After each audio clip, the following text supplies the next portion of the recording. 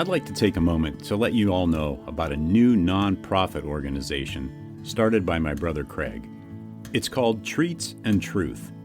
They fill oversized brown lunch bags with snack items, chips, crackers, popcorn, cookies, etc.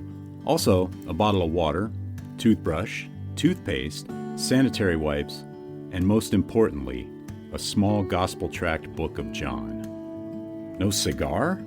I'll have to talk to him about that. The bags are then hand-delivered to the homeless and people in need in and around the Los Angeles area. Let's help get this ministry off the ground. They're a 501c3 tax-exempt organization, so any and all donations are tax-deductible and greatly appreciated. Visit their website at treatsandtruth.org. Check out the show notes for the link. Also, please follow them on Facebook and Instagram. Thank you.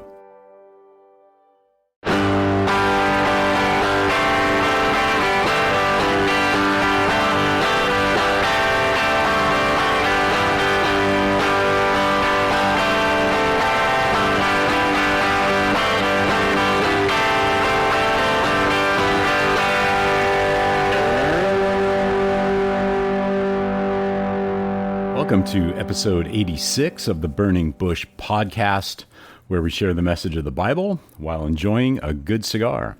Hope you're doing well, and I'm glad you've joined me today. This week, we continue reading through Dr. Justin Bass's book, The Bedrock of Christianity, The Unalterable Facts of Jesus' Death and Resurrection, and I'm smoking the New World by A.J. Fernandez Connecticut in the Toro 6x52 Vitola. And there's not a lot of information on the A.J. Fernandez website, so let's go to Cigars International and see what they have to say. Connecticut fans rejoice. After the overwhelming success of Mr. A.J. Fernandez's smash hit New World, it was only a matter of time before a line extension was in the works. The same father-son duo teamed up again, but this time they put their focus on delivering a refined blend of a more mellow character. The result?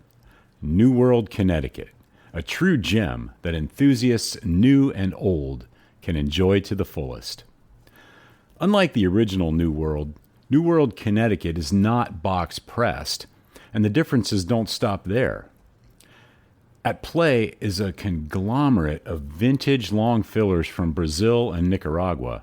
Encasing the filler tobaccos is a rugged San Andres binder with a true U.S.-grown Connecticut shade wrapper leaf topping off this symphony of tobacco goodness.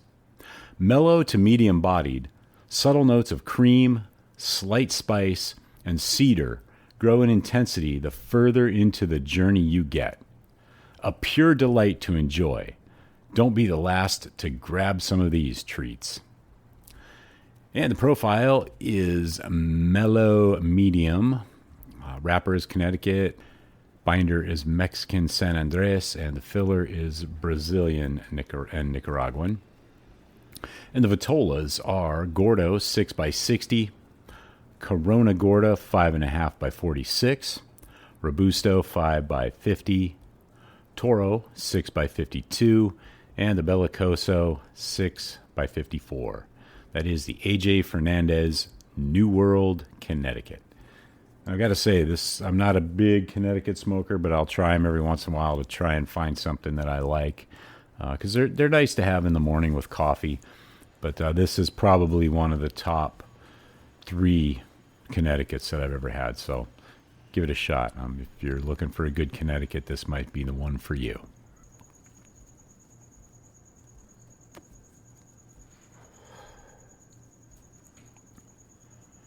So let's go ahead and get back into this week's reading of Dr. Justin Bass's book, The Bedrock of Christianity.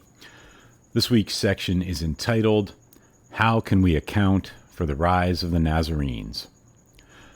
Jesus' movement, known first as the Nazarenes, survived his crucifixion, which defies all parallels to any movements of the time. Yet Jesus' movement did not just survive for a while and then perish centuries later. Nor did it continue to this day as a small group of followers of the Nazarenes scattered throughout the Middle East. No. This fringe Jewish movement, proclaiming a crucified and risen Messiah, went on to become the dominant religion of the Roman Empire.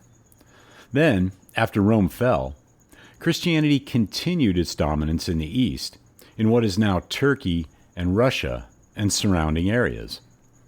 It went on in the West to dominate even farther, all throughout what is now Europe, parts of Africa, and later the British Empire in America. Beginning in the last century, Christianity is growing the fastest in Africa, Latin America, South Korea, and more recently, China. To this day, Christianity has more adherents than any other world religion. There are people all over the world becoming followers of this crucified Nazarene right now. An estimated 7 people every minute are converting to Christianity. A number will confess Jesus as Lord even as you finish reading the words of this sentence.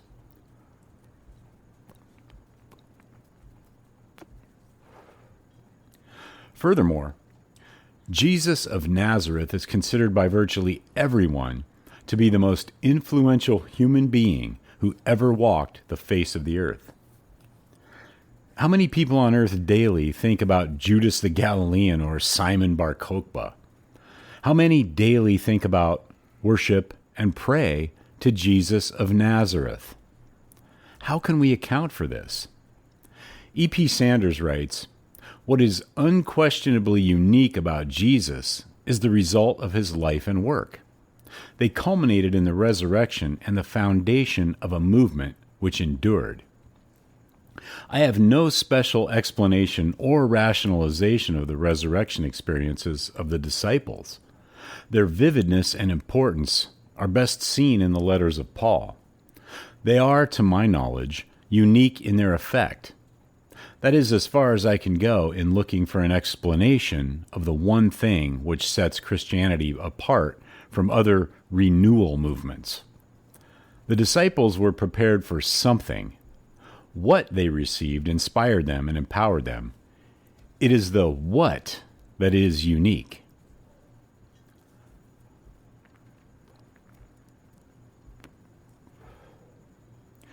What then is the what?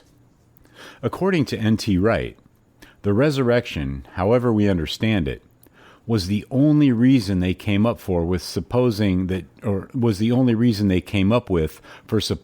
that Jesus stood for anything other than a dream that might have come true but didn't.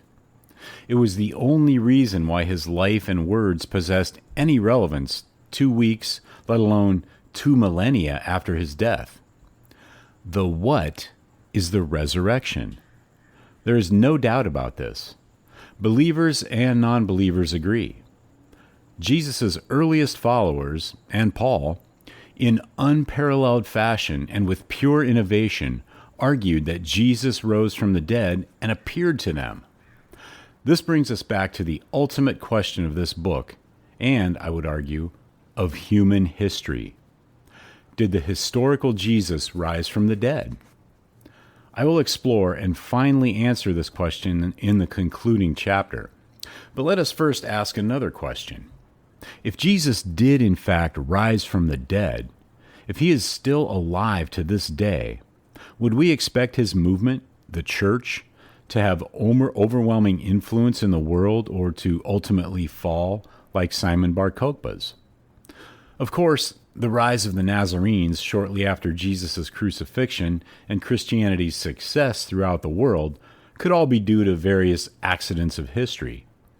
Or it could be due to their leader rising from the dead and his continuing triumphal influence over his movement and the nations. One possible reason that this movement endured and triumphed as it has is that its purpose or activity is not of human origin, but it is of God. Acts 5:38.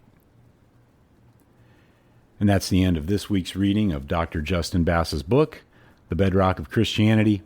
Be sure to check out the show notes for links to Dr. Bass's website, as well as this week's cigar.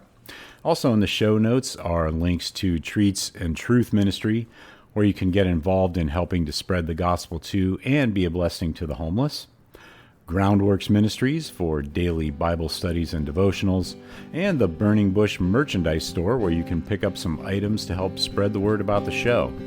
And as always, I'd appreciate it if you would tell your friends. So until next week, have a great day, have a great cigar, and God bless.